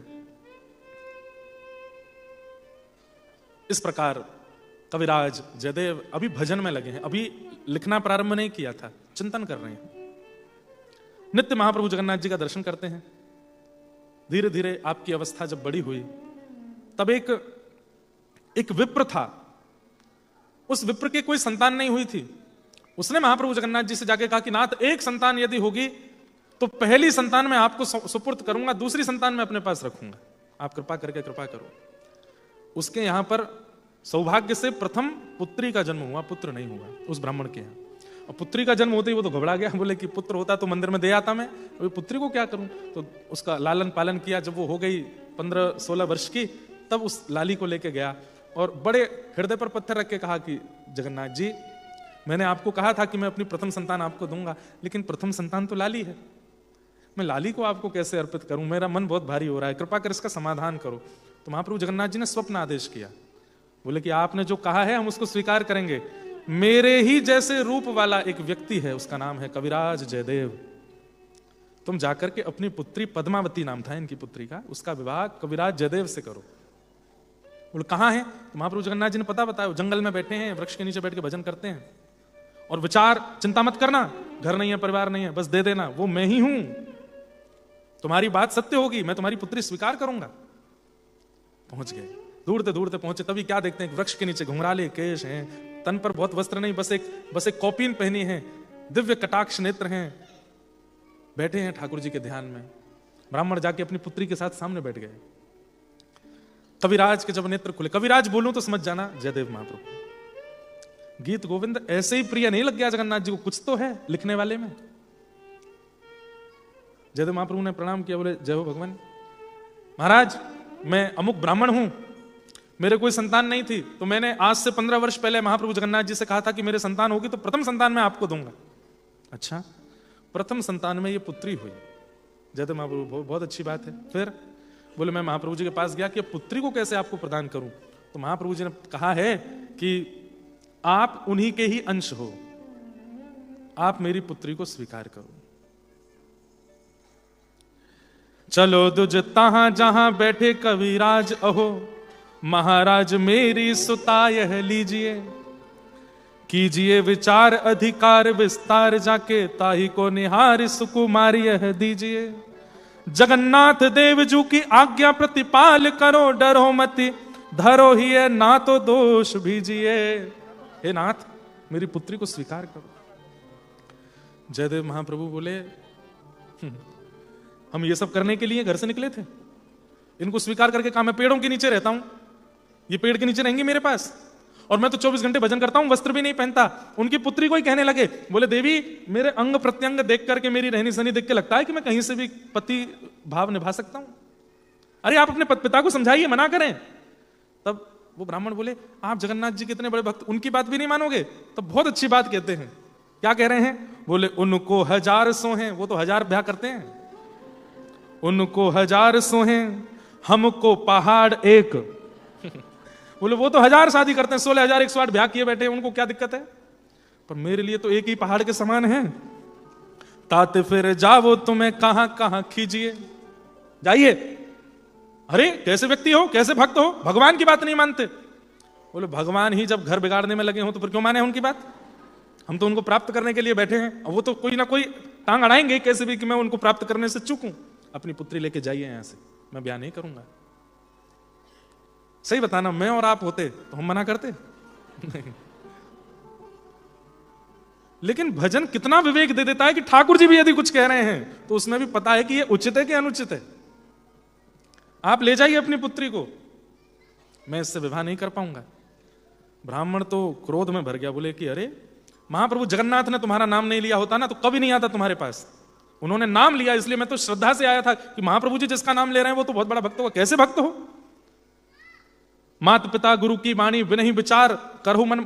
अरे माता पिता गुरु की वाणी पर तो बिना विचार किए अमल करना चाहिए, आप भगवान की वाणी नहीं मान रहे हो। जयदेव महाप्रभु बोले मेरे भजन में विक्षेप हो रहा है, आप चले जाओ। बोले देख भाई, तू नहीं मानता होगा महाप्रभु जी की वाणी, पर मैं तो मानता हूं। तो बोले फिर? अपनी पुत्री की ओर देख करके बोले बेटी तू यहीं बैठ जा, आज नहीं तो कल, कल नहीं तो परसों, कभी तो स्वीकार करेगा। जयदेव महाप्रभु बोले बड़ी जिद है आपकी। अरे ये जंगल है, यहां पर हिंसक जीव आते हैं, मानवों को देख के खा जाते हैं।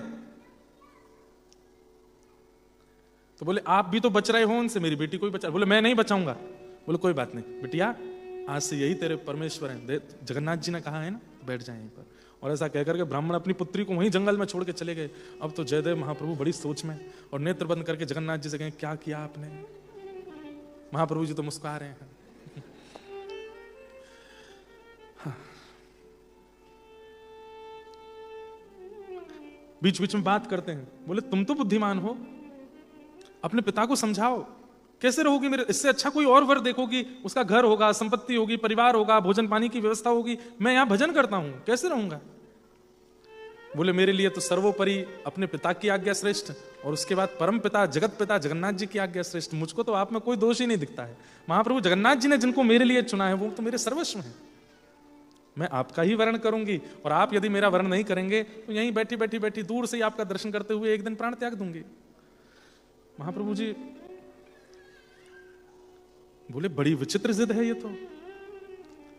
एक दिन निकला, 2 दिन निकले, 3 दिन निकले, तो जयदेव महाप्रभु ने विचार किया तो बहुत ज्यादा हो रहा है, एक काम करता हूं, रात्रि को जब अंधेरा होगा ना, ये यहीं बैठी होगी, क्योंकि इनका नियम था ये सुबह जहां बैठते थे अगले दिन सुबह तक वहीं बैठे रहते थे, फिर दूसरे पेड़ के पास चले जाते थे। तो इनकी जो पद्मावती थी वो उस पेड़ के पास बैठती थी जहां ये पिछली बार बैठे थे, मतलब वहां से इनको देखती थी। तो आज इन्होंने क्या किया, अपना नियम तोड़ दिया, और रात्रि में इन्होंने मन बना लिया कि मैं भाग जाऊंगा, ये सुबह ढूंढती रहेगी मुझे, बहुत दूर चला जाऊंगा यहां से, इसको मिलूंगा ही नहीं मैं। तब रोते बिलखते अपने पिता के पास जाएगी, और फिर इसका ऐसे ही बच सकता हूं मैं, नहीं तो बच नहीं पाऊंगा। आपने जो ये योजना बनाई, और जैसे ही रात्रि में भागने लगे तभी आकाश में बादल गरजे, और विशाल काले काले आकाश में महाराज जगन्नाथ जी के नयन और अधर दिखाई दिया। आकाशवाणी हुई, महाप्रभु जगन्नाथ जी बोले जयदेव मुझे प्राप्त करना चाहते हो? हाँ, तो मेरी बात पर संशय मत करो, वो पद्मावती जीवन में आएगी तभी तुम कुछ बन पाओगे, और वो योग्यता आएगी जिससे मैं मिलूंगा। इसलिए मेरी आज्ञा को स्वीकार करो। मैं तुम्हारे प्रेम से, मेरी प्रति लगन से मैं बहुत प्रसन्न हूं। तुम्हारी 3 दिन की ये स्थिति देख के मुझे बहुत सुख मिला है, लेकिन मेरी आज्ञा है पद्मावती को स्वीकार करो। जब महाप्रभु जगन्नाथ ने प्रकट होकर के कह दिया, बस जयदेव महाप्रभु वापस लौट के, जो भाग गए थे लौट के आए, और पद्मावती का आकर के पाणी ग्रहण किया, और पाणी ग्रहण करके विवाह करके सप्तपदी हुई, सिंदूर दान हुआ। कोई नहीं था, लेकिन महाप्रभु जी की आज्ञा मान करके विवाह किया। विवाह करके बोले देवी अब जंगल में तो रहेंगे नहीं। तो बोले कहाँ चलें? चलो हमारे गांव, वहां पे हमारा घर है, वहीं रहेंगे। गांव लौट करके अपनी पत्नी के साथ गए, घर तो दे दिया था उस निरंजन ब्राह्मण को, गांव वासियों को पता चला तो गांव वासियों ने अपने घर खाली कर दिए, यहां रहो यहां रहो। बोले नहीं नहीं कहीं नहीं, हम तो यहाँ नदी के किनारे दोनों पति पत्नी ने मिलकर के कुटिया बनाई और उसमें जयदेव महाप्रभु रहने लगे अपनी पत्नी के साथ। जैसे ही गृहस्थ आश्रम में प्रवेश किया, धन्यो गृहस्थ आश्रम, गृहस्थ आश्रम में प्रवेश करते ही जयदेव महाप्रभु को एक दिन स्वप्न में शब्द गूंजने लगे कान में, मन में एक लीला घूमने लगी। कैसी लीला? एक लीला का दर्शन आपको हुआ, ध्यान से सुनना। कैसी लीला? कि लाला कन्हैया गैया चराई करके लौट रहा है। आहा, तम गोर जच्छुरित कुंतल बद्ध वरहा वन्य प्रसून रुचिरे क्षण चारुहासम वरहा पीडम नटवर वपुः कर्णयो कर्णकारम बिभ्रदवासः कनक कपिसं वैजयन्तीं चमाला रंध्रान वेणु अधर सुधया पूरयन् गोप वृंदै वृंदारण्यम स्वपदरमणम प्राविशद गीत कीर्ति। असंख्य गायों का समूह चल रहा है और बीच में नन्हे से गोपाल जी गैया को होई होई करते हाँकते हुए चल रहे हैं। ये स्वप्न दिख रहा है। और तभी आपने क्या देखा कि उस स्वप्न में, बहुत ध्यान से सुनना, स्वप्न, उस स्वप्न में बादल गरजने लगे, जोर की मूसलाधार बारिश हुई तो लाला घबरा गए। पहली बार गैया चराने गए थे तो इतने में ही नंद बाबा आए और नंद बाबा ने आए करके लाला को अपने अंक में भर लिया और एक वृक्ष के नीचे वर्षा समाप्त हो इसकी प्रतीक्षा करने लगे। गैया तो दौड़ के नंद भवन चली गई, लाला नंद बाबा के अंक सो लगे हैं और नंद बाबा लाला को लेके, जब जब बादल गरज रहे हैं तो ठाकुर जी घबरा जाते हैं। बाबा जी का है रोए? बोले कछुना लाला, वर्षा है रही है। नंद बाबा सोच रहे हैं आधी गैया तो चली गई पर आधी अभी भी जंगल में है, उनको घेर के मुंह को लानो है, संध्या को समय है क्यों, रात्रि है रही है, या लाला को लेके कैसे जाऊं मैं। इतने में ही कुछ सखियां आ रही हैं छोटी छोटी, और उन सखियों के बीच में वृषभानु नंदिनी श्री राधा रानी। ये जयदेव महाप्रभु को स्वप्न दिख रहा है और श्री किशोरी जी चलती हुई आ रही हैं, बिल्कुल निडर, कोई डर नहीं है, हंस रही हैं, खेल रही हैं, टिटोली करती आ रही हैं। सो ठाकुर जी जो कंधे पर सिर लगा के लेटे थे बाबा के, तुरंत उठ करके बोले बाबा जी कौन आ रही हैं? तो नंद बाबा बोले लाला पतुना कोई ब्रजवासी लाली हैं, इनको डर ना है लग रहा हो। बोले हाँ इनको ना है लग रहा हो। तो बाबा एक काम करो, बोले कहा आप तो गैयाल ने घेर के आ जाओ, ये छोटी बारी है ना, या कि गोद में मुंह दे दो, ये छोड़ आवेगी नंद भवन। जैसे ही किशोरी जी आई सब सखियों के साथ तो नंद बाबा ने रोका उनको, ये लीला कहीं नहीं है, ये जयदेव महाप्रभु को अनुभव हो रही है। मेरी लाली तू को डरना लगे ना, मुंह को डरना लगे, कौन की लाली? बोले वृषभानु बाबा की लाली हूं। अच्छा बरसाने वाले वृषभानु बाबा? बोले हाँ तभी इतनी निडर है। और ये सबरी तेरी सखी है? बोले हाँ ये हमारी सखी है। मेरा लाला बहुत डर रहा है, तू या को नंद भवन छोड़ देगी। तो पहले तो किशोरी जी जोर से हंसी, काय को डर रहे हैं ये? बोलो कारे कारे बादल गरज रहे हैं ना, या हमारे डर रहे हैं? अच्छा खुद भी तो कारे हैं, फिर काय को डर रहे हैं? तब ठाकुर जी बोले बाबा या तो यूं कह दो मेरी उंगली पकड़ के ले जाएगी, मुझको छोड़ आवेगी नंद भवन। सो छोटे से ठाकुर जी उनकी उंगली पकड़ी है किशोरी जी ने और अपनी सुंदर कमरी में ठाकुर जी ऐसे छुपाए हैं और किशोरी जी लेके जा रही हैं नंद भवन छोड़ने के लिए। ये दर्शन श्री जयदेव महाप्रभु को हो रहा है। और यहां नंद बाबा जैसे ही गए हैं पीछे गाय घेरने के लिए, मतलब गायों को इकट्ठा करने के लिए, यमुना तट पर जैसे ही पहुंचे हैं श्री ठाकुर जी बतियाते जा रहे हैं। किशोरी जी कह रही कहाँ नाम है तुम्हारो? मेरो नाम है कान्हा कुंवर। बोले कहाँ नाम? बोले कान्हा कुंवर। ये कैसो नाम है? बोले ऐसा ही नाम है, मैया मुझको कान्हा बोले, मुझको तो याद ही ना होगा। सो ठाकुर जी बोले कैसे याद ना होगा, ये कहाँ है? बोले कान। बोले बस कान पे कान्हा और कुंवर मतलब लाला। सो श्री जी बड़ी जोरते हंसी, बड़े बड़े नटखट हो, बताओ याद करूंगी कान कुंवर? बोले हाँ यही है कान कुंवर।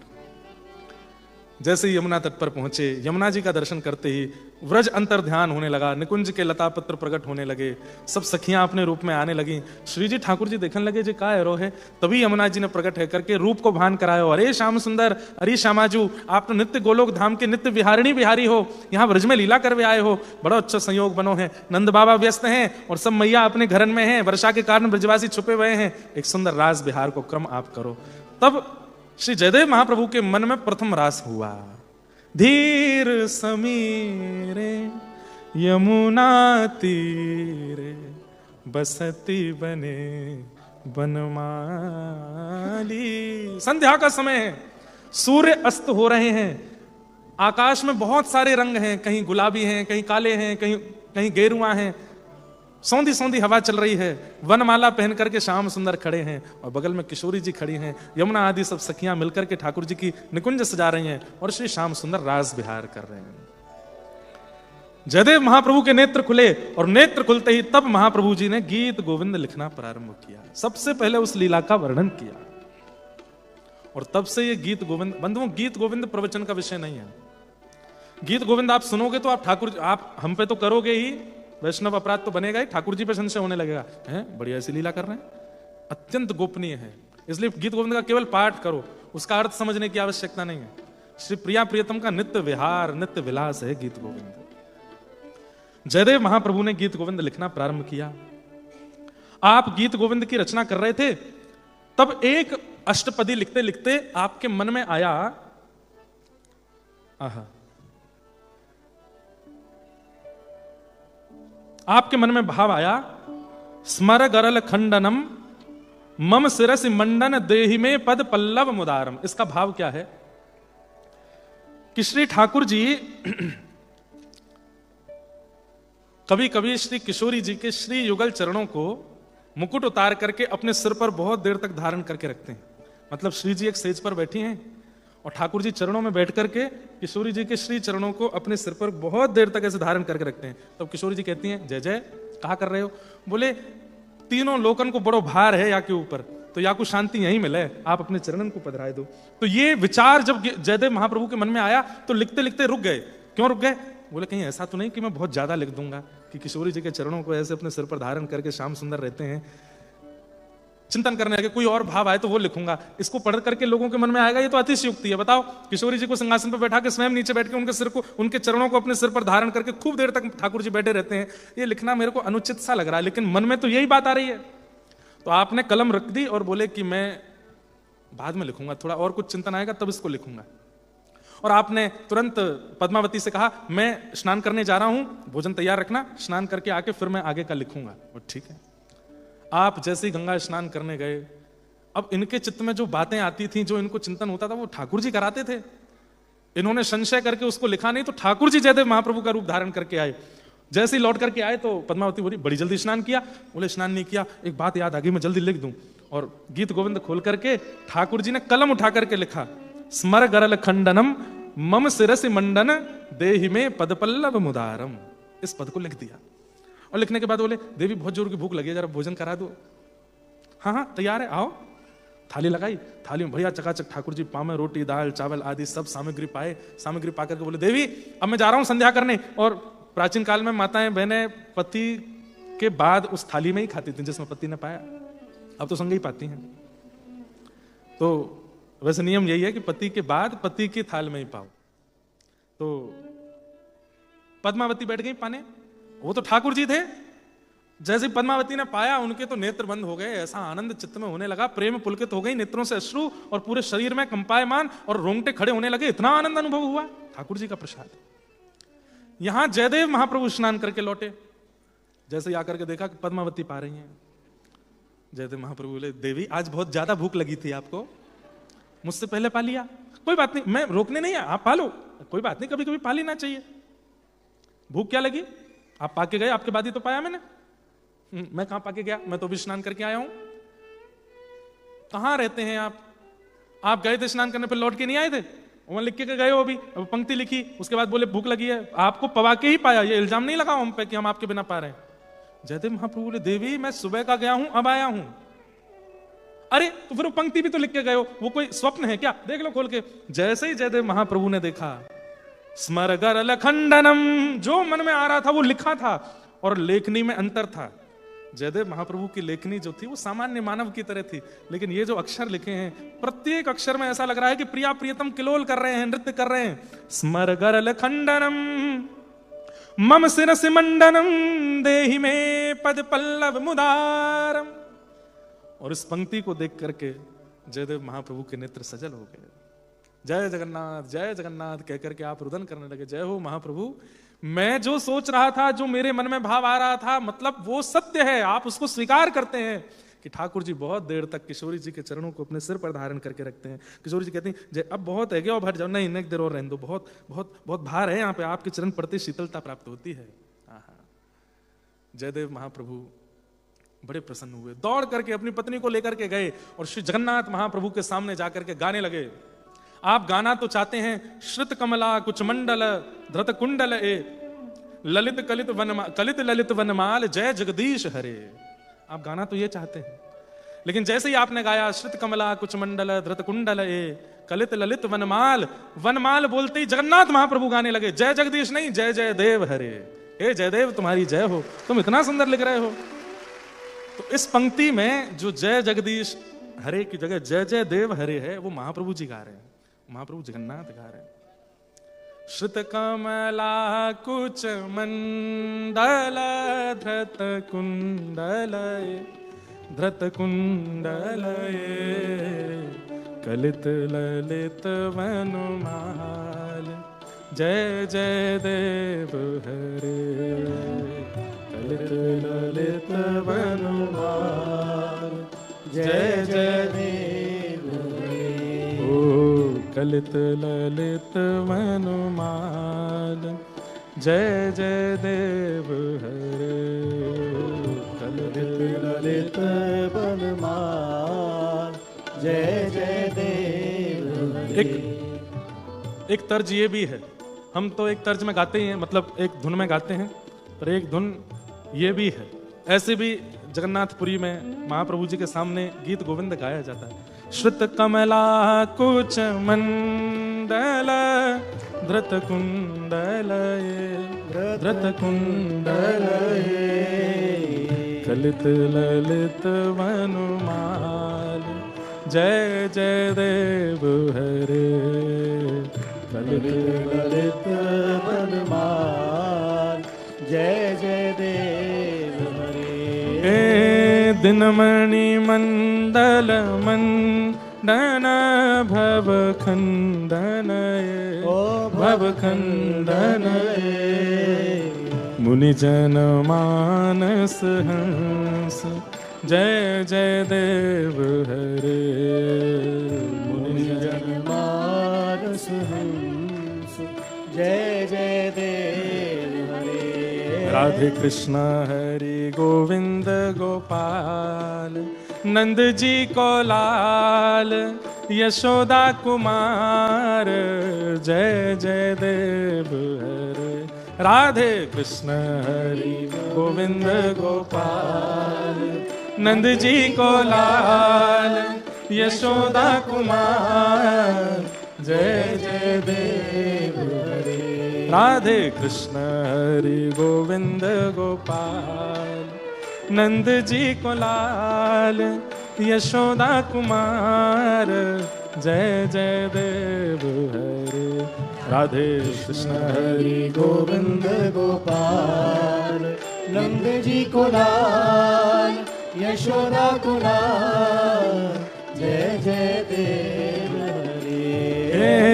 कालीय विषधर गंजन जन जन जन जन यदुकुल नलिन दिनेश जय जय देव हरे। यदुकुल नलिन दिनेश जय जय देव हरे। ओ मधुमुर नरक विनाशन गरुणासन गरुणासन सुरकुल केली निदान जय जय देव हरे। सुरकुल केली निदान जय जय देव हरे। ओ अमल कमल दल लोचन भवमोचन भवमोचन त्रिभुवन भवन निदान जय जय देव हरे। त्रिभुवन भवन निदान जय जय देव हरे। ओ राधे कृष्ण हरि गोविंद गोपाल नंद जी को लाल यशोदा कुमार जय जय देव हरे।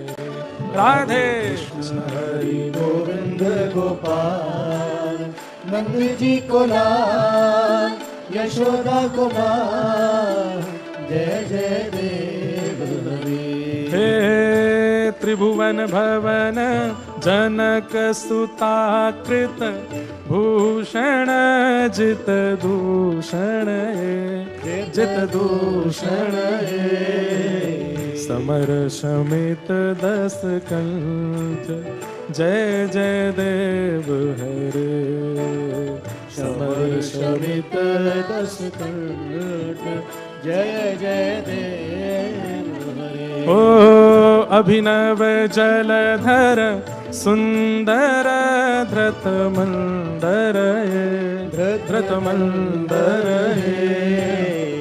श्रीमुख चंद्र चको जय जय देव हरे श्रीमुख चंद्र चको जय जय देव हरे श्री राधा मुख चंद्र चकोर जय जय देव हरे श्री राधा मुख चंद्र चकोर जय जय देव हरे ओ तव चरणे प्रणतावयम्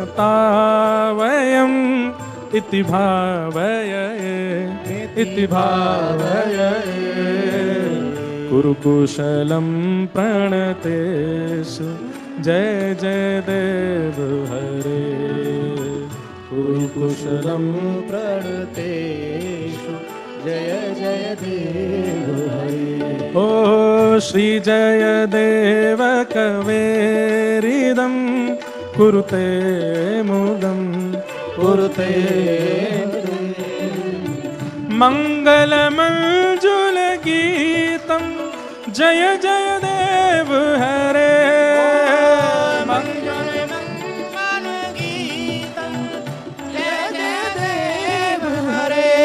राधे कृष्ण हरि गोविंद गोपाल नंद जी को लाल यशोदा कुमार जय जय देव राधे हरि गोविंद गोपाल नंद जी को लाल यशोदा कुमार जय जय देव हरे ओ राधे कृष्ण हरि गोविंद गोपाल नंद जी को लाल यशोदा कुमार जय जय देव हरे राधे हरि गोविंद गोपाल नंद जी को लाल यशोदा को लाल जय जय देव हरे जय जय जय जगन्नाथ भगवान जपो कृष्ण हरे राम जय जय जय जगन्नाथ जपो कृष्ण कृष्ण हरे राम जय जय जय जगन्नाथ भगवान जपो हरे कृष्ण हरे राम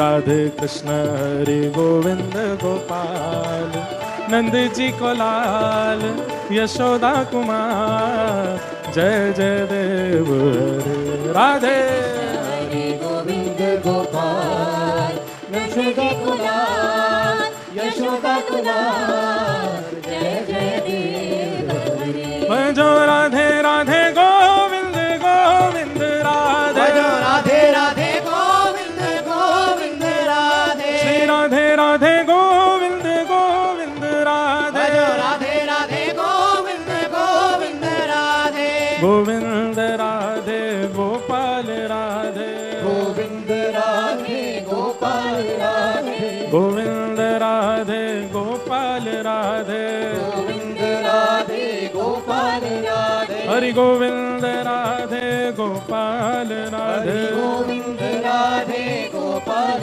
राधे हरि गोविंद राधे गोपाल राधे गोविंद राधे गोपाल राधे भजो भजो राधे राधे गोविंद गोविंद राधे राधे राधे गोविंद गोविंद राधे राधे राधे गोविंद गोविंद राधे राधे राधे गोविंद गोविंद राधे गोविंद राधे गोपाल राधे राधे गोपाल राधे गोविंद राधे गोपाल राधे गोविंद राधे गोपाल राधे गोविंद राधे गोपाल राधे गोविंद राधे गोपाल राधे गोविंद राधे गोपाल राधे गोविंद राधे गोपाल राधे भजो भजो गाओ राधे राधे गोविंद गोविंद राधे राधे राधे गोविंद गोविंद राधे भजो राधे राधे गोविंद गोविंद राधे राधे राधे गोविंद गोविंद राधे राधे राधे गोविंद गोविंद राधे राधे राधे गोविंद गोविंद राधे भजो राधे राधे गोविंद गोविंद राधे राधे राधे गोविंद गोविंद राधे भजो गोविंद राधे गोपाल राधे गोविंद राधे गोपाल राधे गोविंद राधे गोपाल राधे गोविंद राधे गोपाल राधे भजो भजो गाओ राधे राधे गोविंद गोविंद राधे राधे राधे गोविंद गोविंद राधे राधे राधे गोविंद गोविंद राधे राधे राधे गोविंद गोविंद राधे भजो राधे राधे गोविंद